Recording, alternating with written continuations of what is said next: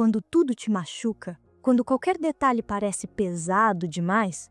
Quando o mundo inteiro parece duro demais para a sensibilidade que você carrega? Existe algo acontecendo dentro de você que talvez nunca tenha recebido a devida atenção. Não é drama, não é exagero, não é fraqueza. É o que Carl Jung chamaria de uma pele psíquica fina, um estado em que a mente, sem defesas internas suficientes, sente o impacto do mundo como se cada acontecimento tocasse diretamente em uma ferida aberta. E quanto mais você tenta ignorar isso, mais essa ferida se ilumina por dentro, revelando partes suas que você nunca teve espaço ou coragem para olhar. Jung dizia que aquilo que não encaramos se torna a nossa sombra, e quando a sombra cresce, o mundo inteiro se transforma em um espelho que amplifica o caos interno. Viktor Frankl também dizia que o sofrimento sem significado pesa de um jeito insuportável. Quando a dor não encontra sentido, qualquer detalhe vira gatilho, qualquer palavra fere, qualquer tensão se transforma em avalanche. Por isso, a pergunta não é por que tudo te machuca. A pergunta é: o que em você está tão vulnerável que o mundo parece agressivo? Hoje, este vídeo é um convite para enxergar essa dor com a profundidade que ela merece. Porque o que machuca não é o mundo, é a sua mente tentando pedir socorro. Existe um fator invisível que quase ninguém percebe quando está vivendo esse tipo de sensibilidade profunda.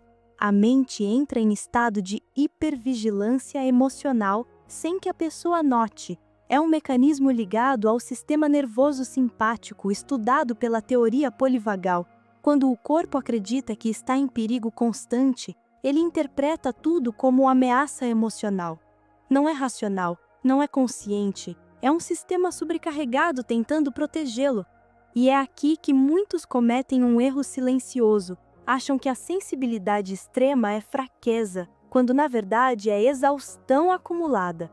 A tensão no maxilar, a dificuldade de relaxar, aquela irritação leve que aparece do nada, tudo isso são sinais fisiológicos de que o corpo está há tempo demais em alerta. Lisa Feldman Barrett explica que o cérebro cria significados antes mesmo de você perceber. Às vezes você acredita que está irritado com alguém, mas na verdade é a sua mente criando interpretações automáticas sem que você participe. Uma mulher de 52 anos acreditou durante anos que odiava pessoas.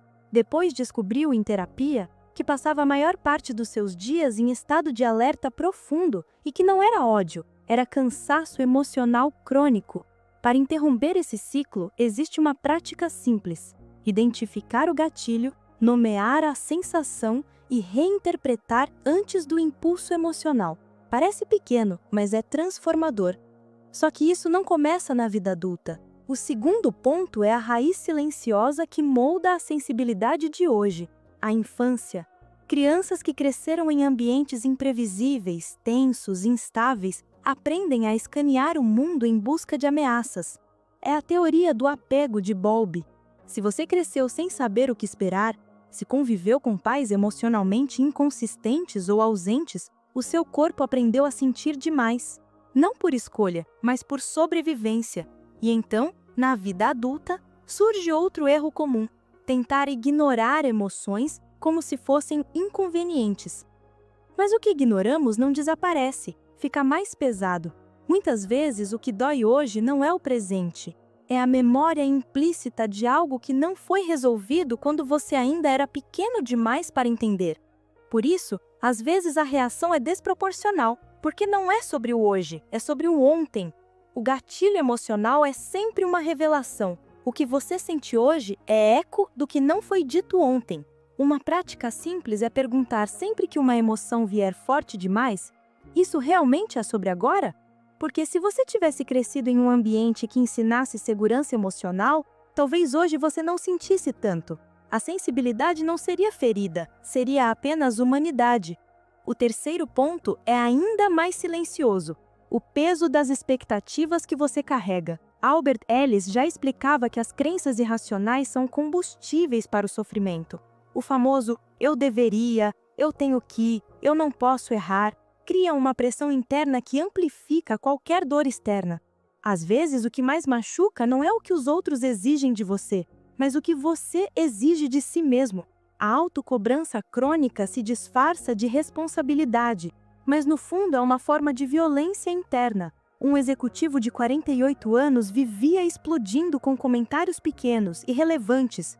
Depois descobriu que acreditava profundamente que qualquer falha definia quem ele era. Isso é o efeito Pigmalião emocional. Suas expectativas se tornam sua própria verdade.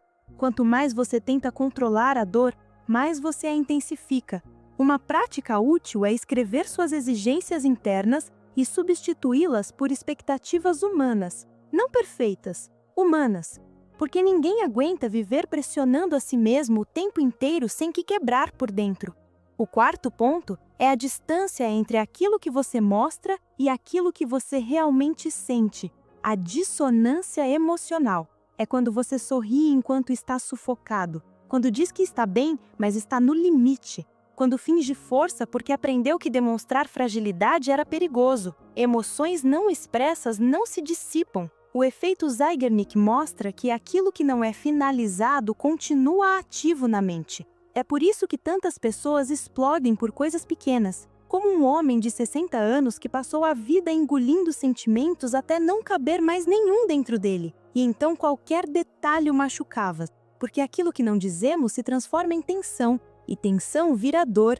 As emoções que você evita são exatamente as que te controlam. Para reconstruir esse espaço interno, existe um método simples: reconhecer, legitimar e expressar de forma segura. Fromm dizia que quando você se desconecta de si mesmo, tudo ao redor vira ameaça, porque o problema nunca foi o mundo, foi o distanciamento entre você e a sua verdade emocional. E então, chegamos ao quinto ponto: o corpo. O corpo nunca mente. Cortisol elevado aumenta a reatividade emocional. Se o corpo não descansa, a mente perde a capacidade de filtrar estímulos.